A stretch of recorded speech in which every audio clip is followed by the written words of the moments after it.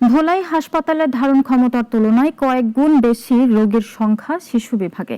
অতিরিক্ত রোগীর ভিড়ে বেড সংকট, পর্যাপ্ত সেবা না পাওয়া এবং অস্বাস্থ্যকর পরিবেশে চিকিৎসা নিতে হচ্ছে তাদের।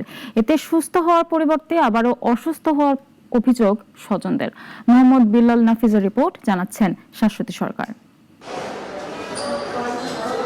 ভোলা সদর হাসপাতালের শিশু ওয়ার্ডে নির্ধারিত বেডের সংখ্যা ৬০টি। তবে গত কয়েকদিনে ভর্তি হয়েছে ২৫০-র বেশি শিশু।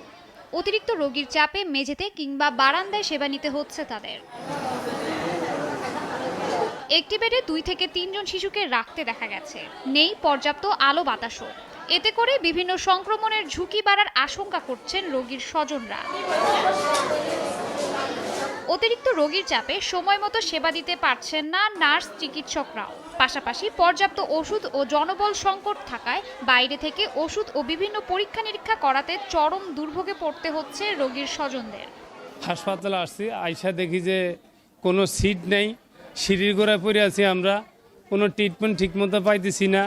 ওষুধ তো ভালো কথা, সিরিজটা পর্যন্ত আমার দিয়ে বাইরের থেকে কিনেছে। সিট পাই না, এরপরে কোনো চিকিৎসা পাই না, এনো থাকতে আসি, কোনো ফ্যানের বাতাস পাই না, বিছনাপাতি পাই না, দুকার খাওয়ার পাই না, কিছু না, আমরা কোনো ব্যবস্থা নিতে পারি না।